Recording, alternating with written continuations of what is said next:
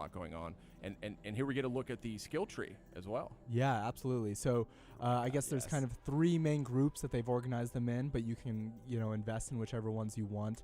I tended to go for more of the Prowler abilities that would let you just kind of like hide in the grass and then take people down or take machines down with one shot. I can guess which guessing tree which Sid went down. Sid very brave. I went all in on Forager. Oh, I really? wanted all those herbs and I'm spices sure. in my little pouch. The non-lethal playthrough. That's right, I'm just going to cook and make potions. No, I mean, I really love the brave skill tree. You see these double shot, triple shot. You can make it so you fire like multiple arrows per shot, and that just I never quite got there. Oh, here, this is good too. This is a merchant. Let's touch on this a little bit. Or no, this is just my equipment that I've got. This is my. No, this is your merchant. You're buying and selling. Goods here. Yeah. So different armor with different sort of emphasis. I just didn't expect any of this in this game, to be totally honest. And it all honest looks with you. completely different. Yeah. No, it's great. So it's not just like you're not just buying stat upgrades. Right. You're buying like completely new sets of armor that change the way Aloy looks too. And plays. Some of these are highly stealth centric. Others are all about sort of damage output, things like that. You can slot upgrade items into them to kind of further boost them. Here we're looking at some of the crafting components. These are just sort of items you use to create things. Like you'll want those metal vessels if you want to create more of the bombs for the slingshot. You got a bunch of different types of ammo, shock arrows, all kinds of good stuff. And of course you can craft kind of larger packs and larger quivers to carry more of particular types of items. I definitely hit a point when I was playing yesterday where I'm just like, now if I just explore this area a little bit, then I can start to build out my character in this way. And it was like, Zach, we only have a half an hour. Yeah, we have to catch a flight right now. I feel a little bit of a Far Cry 3 in here. A little bit, the yeah. crafting and stuff. And that game I just became hopelessly addicted to. You're spot on. Like you can upgrade your sort of your weapon bandolier, if you will, sort of the pouch that you hold your arrows in by hunting for animals and getting their fatty meat or their rich meat or their bony meat, different types of meat, and you use them to do different things. With that water. The dynamic weather system in this game is really astounding. So I think we're going to take a couple different kind of looks at some of the weather you encounter here, but.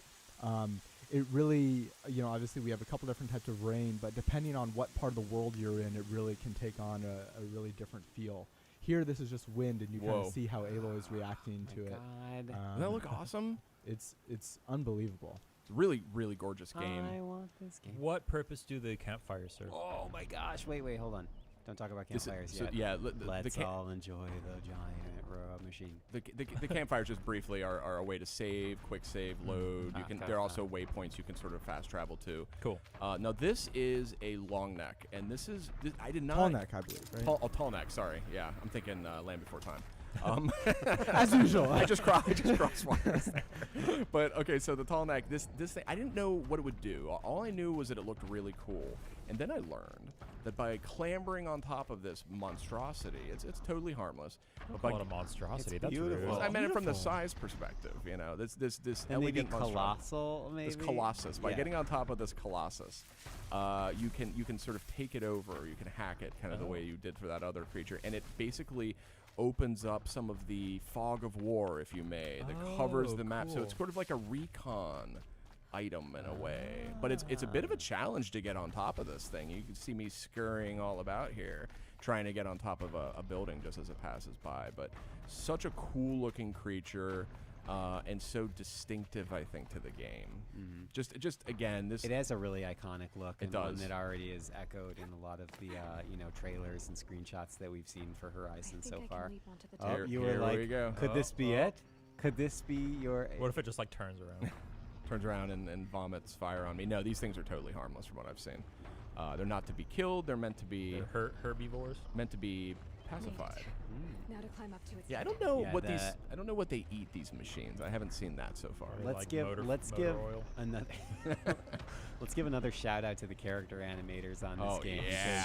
Aloy's jumping animations and hanging animations are ridiculous. Look, she's making even me look like I know what I'm doing right now. Yeah, exactly. I look elegant and composed. I love how she even she's kind of trying to swerving center her around, balance. trying to stay. This is unreal. Isn't this crazy though? Oh, I mean, gosh. clearly, I feel like objectively one of the best looking PS4 games out there. Oh, clearly. there's no question. And wait till you see it on Pro. I'm telling you, it'll melt your face. Generally said, I do take some issue with your use of objective. Not here. Not here, sir. Wow. Oh, and there you Look go. at that. There you go. Get a little close encounters of the third kind going on here. Look at that. Rappel down. Rappel down. And get ready for an awesome animation. Oh Oh my gosh, you're kidding me with this. Yeah. That's so cool. Yeah, I know. Man. Now, did you? Okay, good. I was about to say, did you kill it? Oh, good. No, It's he's still safe walking. and No, safe and secure. yeah. All right, good. He's a buddy Ryan. now. Just playing for the good guys now. That's Yeah. right. So now on the map, you'll see kind of there's different kind of herds that have been revealed and different kind of other spots of interest in this region. Yes. And speaking of the open world, worth noting that kind of once you finish the first few quests, it's not really a gated open world, and so Mhm. you can really stumble into some let's call them pickles situations. Here's one where I got a little too big for my britches. Use my focus there to scan and tag this enemy, and you can see you can also track their kind of patrol routes. So these are corrupted enemies. and Oh, these yeah, are these are tough. these are even more fierce than the regular enemies. So I thought I could maybe try and pick them off one by one.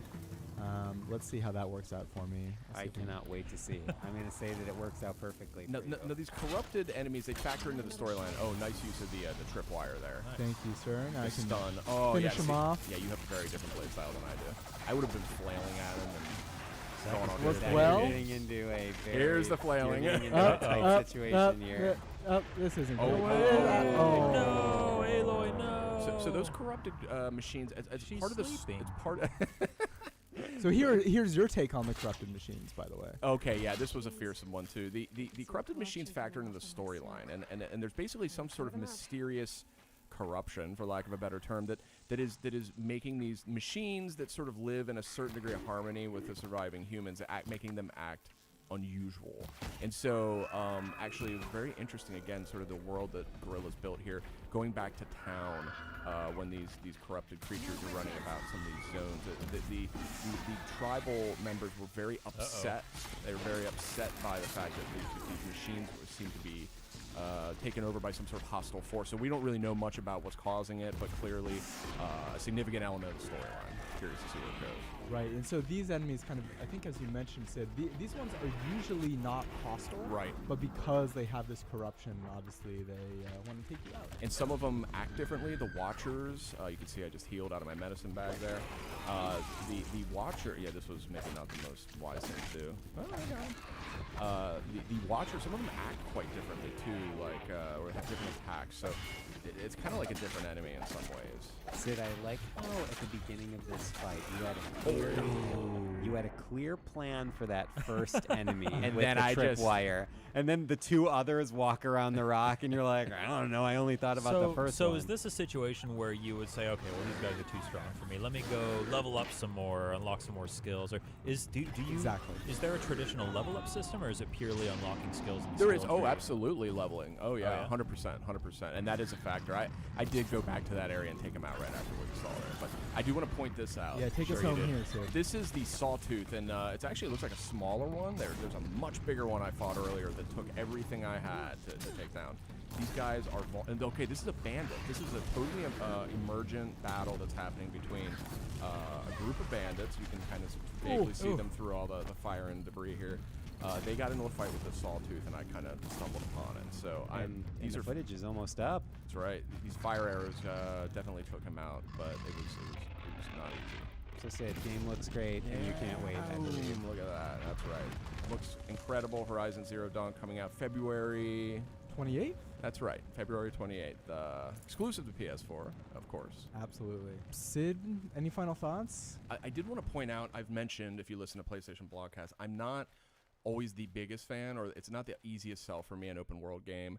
It's big time commitment. Sometimes it's just this game actually is like right up my alley though, and I think so much of it has to do with the universe is obviously awesome, but it's actually the combat mechanics. They're so crunchy. It's so satisfying. It isn't sort of like fluffy or floaty feeling. It's meaty. It's like substantial. If this was a just standard sort of third-person action game, I would totally play this game. But the fact that it's also got all this this giant universe around it, so this one really grabbed me more than even I expected. Yeah, and it's amazing that obviously it comes from a studio whose heritage is in a completely different genre, and yet all those mechanics that we just showed off felt so natural and so rewarding. 100%. Yeah, I wanted to mention that this game feels super inspired. It's really cool to see what Guerrilla can do when they can break out and try something new. Absolutely, and I would just say, somebody who's worked here for a while and seen all the games we've put out, I think this is one of the more ambitious games I've seen PlayStation sort of work on with its internal worldwide studios. So kudos to Guerrilla Games, kudos to you, Zach, for very responsible and smart play style. And it's its own reward. That's right. Thanks to everybody for listening. Horizon Zero Dawn out February 28th on PS4. PlayStation.